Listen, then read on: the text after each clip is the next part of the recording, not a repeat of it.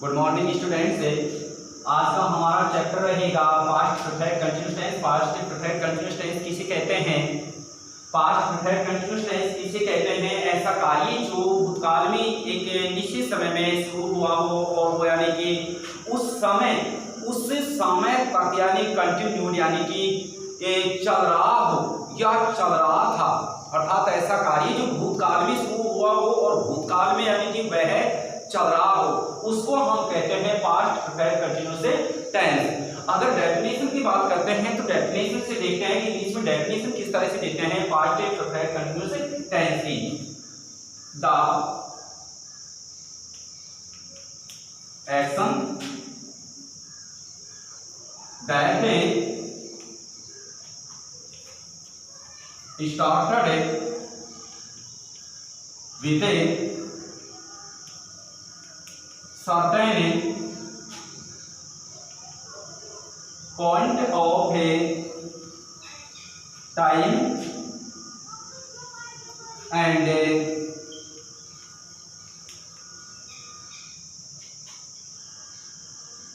continued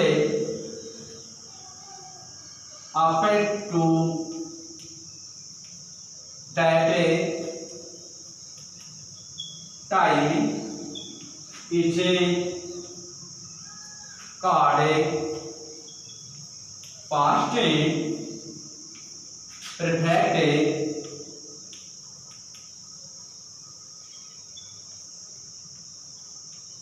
tense. पहचान क्या है? पास्ट परफेक्ट कंटीन्यूअस टेंस की पहचान क्या होती है?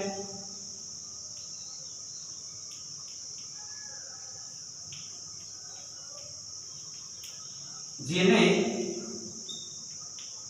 वाक्यों के अंत में से रहा था, से रही थी, से रहे थे आदि शब्द आते हों उसे पास्ट परफेक्ट कंटीन्यूअस टेंस से कहते हैं।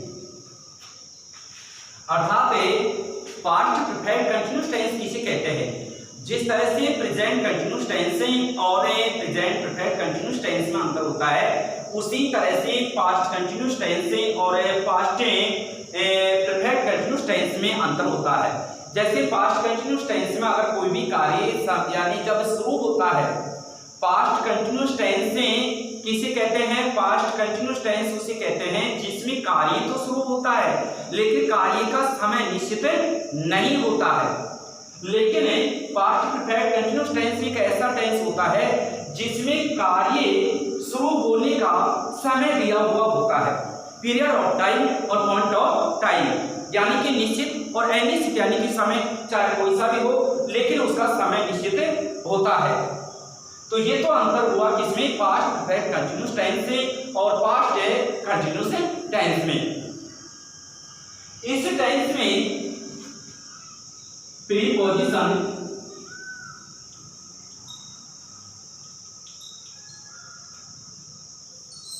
जैसे सिंस तथा फॉर का यूज किया जाता है। इस टेंस में पास्ट परफेक्ट कंटीन्यूअस जो टेंस होता है उसमें सिंस और फॉर का यूज किया जाता है। और सिंस और फॉर का यूज कहाँ किया जाता है? जिसको मैंने आपको प्रेजेंट परफेक्ट कंटीन्यूअस जो टेंस है उसमें मैं पहले ही बता चुका हूं कि निश्चित समय के लिए सिंस का यूज किया जाता है और अनिश्चित समय के लिए किया जाता है फॉर का, यानी कि पॉइंट ऑफ टाइम के लिए किसका? सिंस और पीरियड ऑफ टाइम के लिए फॉर का यूज किया जाता है।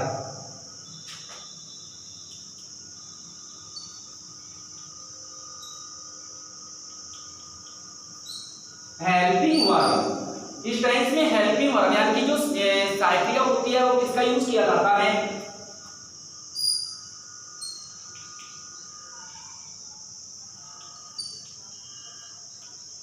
ऑल सब्जेक्ट यानी सभी प्रकार के जो सब्जेक्ट होते हैं, चाहे वो सब्जेक्ट यानी सिंगुलर हो चाहे यानी कि प्लूरल हो, सभी के लिए किसका यूज किया जाता है? Had been. किसका यूज किया जाता है? हैड बीन का। चाहे सिंगुलर सब्जेक्ट हो चाहे प्लूरल सब्जेक्ट हो, ऑल सब्जेक्ट से और सब्जेक्ट के लिए हैड बीन का यूज किया जाता है। वर्ब की क्या पोजीशन होती है इस टेंस में? इस टेंस में जो वर्ब है उसकी क्या पोजीशन होती है? तो इस टेंस में जो वर्ब की पोजीशन वाली अगर बात करते हैं तो क्रिया का जो मूल रूप होता है उसमें आईएनजी का यूज किया जाता है। क्रिया का जो मूल रूप होता है यानी कि वर्ब की फर्स्ट फॉर्म, क्रिया की जो फर्स्ट फॉर्म होती है उसमें किसका यूज किया जाता है? आईएनजी। वर्ब की फर्स्ट और फिर फर्स्ट में आईएनजी, तो इसका इसमें यूज किया जाता है। तो हमने पास्ट परफेक्ट कंटीन्यूअस टेंस है उसकी सबसे पहले अगर हमसे डेफिनेशन, सबसे पहले पास्ट कंटीन्यूअस जो टेंस है उसके हमने सबसे पहले की डेफिनेशन लिखी, फिर डेफिनेशन के बाद में उसकी पहचान, पहचान के बाद में प्रीपोजिशन किसका यूज किया जाता है? सिंस और फॉर का यूज किया जाता है। उसके बाद में इस टेंस में हेल्पिंग वर्ब कौन सी का यूज किया जाता है? हैड बीन का यूज किया जाता है। फिर बात आती है किसकी? वर्ब की। वर्ब यानी क्रिया, तो क्रिया किसका यूज किया जाता है? कि इसमें क्रिया की जो फर्स्ट फॉर्म होती है उसमें आईएनजी का यूज किया जाता है। अब इसको हमें स्ट्रक्चर्स के अनुसार इसकी जो वाक्य होते हैं, 5 प्रकार की जो वाक्य होते हैं उनको हम स्ट्रक्चर्स के अनुसार यानी आप यहां पर लिख रहे हैं।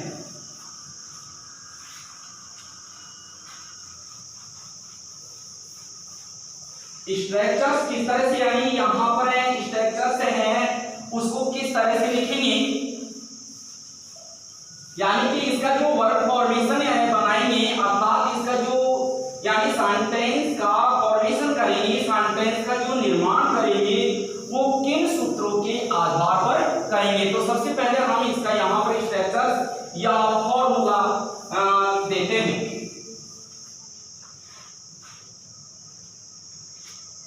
चार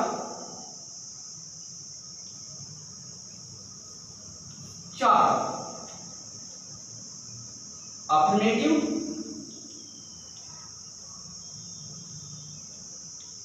अफर्मेटिव सेंटेंस यानी साधारण वाक्य। साधारण वाक्य का स्ट्रक्चर किस तरह से यानी कि बनाया जाता है? सबसे पहले सब्जेक्ट, उसके बाद में हैड बीन, बाद में वर्ब के फर्स्ट फॉर्म में आईएनजी, उसके बाद में ऑब्जेक्ट, ऑब्जेक्ट के बाद में सिंस या फॉर प्लस से टाइम। ये हो गया कौन सी यानी वाक्य का सूत्र हो गया अफर्मेटिव सेंटेंस, अर्थात जो साधारण वाक्य होता है उसका सूत्र हो गया। उसके बाद में करते हैं नेगेटिव सेंटेंस। नेगेटिव सेंटेंस को किस तरह से स्ट्रक्चर्स के रूप में बनाया जाता है? तो यहां पर सबसे पहले सब्जेक्ट, उसके बाद में हैड और बीन दोनों के मध्य में किसका यूज कर देंगे? नॉट का।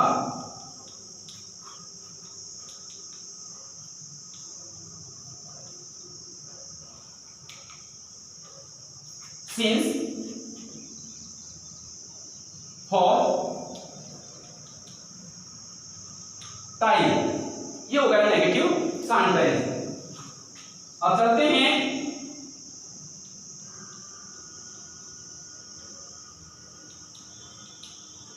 Interrogative sentence. इंट्रोगेटिव सेंटेंस किस तरह से बनाएंगे?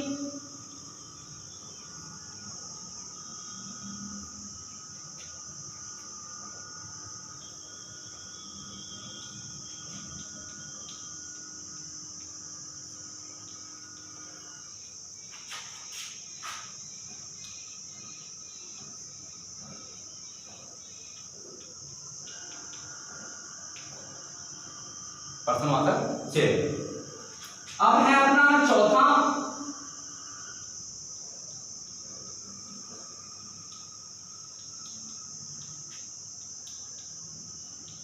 इंट्रोगेटिव नेगेटिव सेंटेंस किस तरह से बनाएंगे?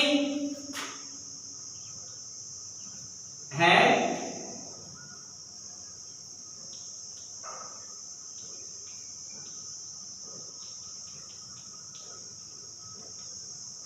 आईएनजी,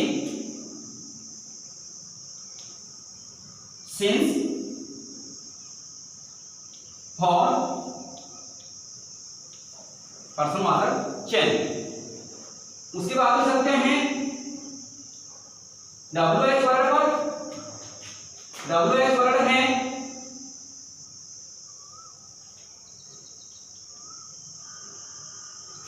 सॉरी सबसे पहले WH वर्ड है, उसके बाद में हैड, सब्जेक्ट है बीन,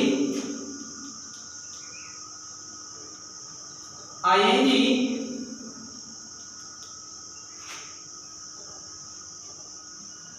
सॉरी यहां पर है ऑब्जेक्ट, यहां पर ऑब्जेक्ट, सिंस, और टाइम, पर्सनवाचक चिन्ह। तो ये हमारे कितने प्रकार के वाक्य हो गए? 5 प्रकार के वाक्य हो गए। कितने प्रकार के हुए? 5। अगर हमको मान लो पास्ट परफेक्ट कंटीन्यूअस टेंस के वाक्य बनाने हैं, अगर पास्ट परफेक्ट कंटीन्यूअस टेंस के अभी वाक्य बनाना है तो हमको क्या करना पड़ेगा कि अगर हम साधारण वाक्य बनाते हैं तो इस सूत्र को अपनाइए। यदि हम पास्ट परफेक्ट कंटीन्यूअस टेंस का नेगेटिव सेंटेंस बनाते हैं तो हमको इस सूत्र को अपनाना पड़ेगा। और यदि हम इंट्रोगेटिव सेंटेंस बनाते हैं तो उसमें हमको सबसे पहले इस सेंटेंस को अपनाना पड़ेगा। उसके बाद में इंट्रोगेटिव और नेगेटिव सेंटेंस बनाना है तो सबसे पहले हमें है सब्जेक्ट नॉट बीन, वर्ब के फर्स्ट फॉर्म में आईएनजी प्लस ऑब्जेक्ट, फिर उसके बाद में सिंस बटा फॉर प्लस टाइम, फिर पर्सनवाचक चिन्ह।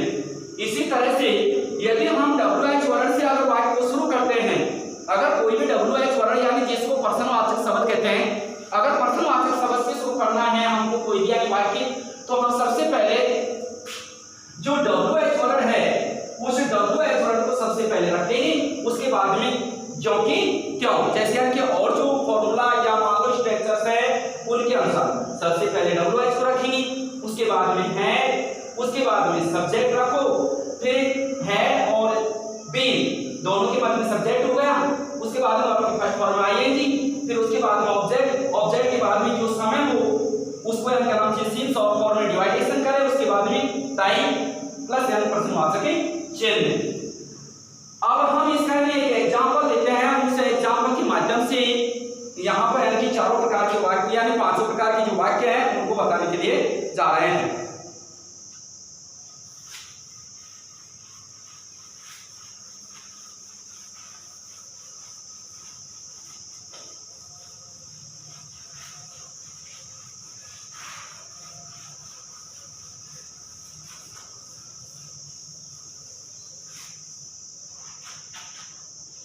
देखिए अफर्मेटिव सेंटेंस के अनुसार he had been reading a book for 2 hours, यह अफर्मेटिव सेंटेंस हो गया। फिर इसी का नेगेटिव बनाते हैं, he had not been reading a book for hours, इसी का इंटरनेटिव बनाते हैं,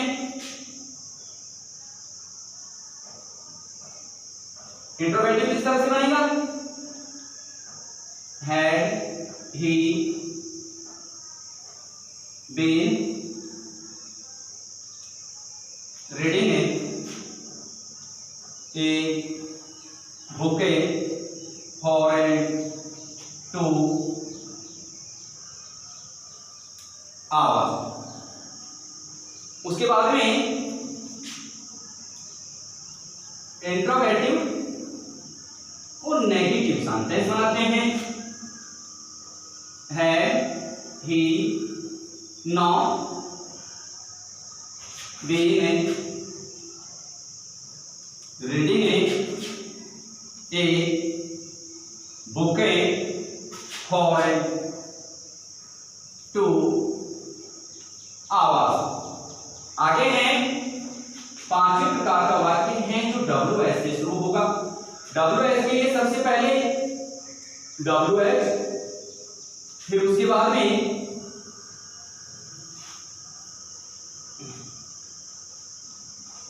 वाही,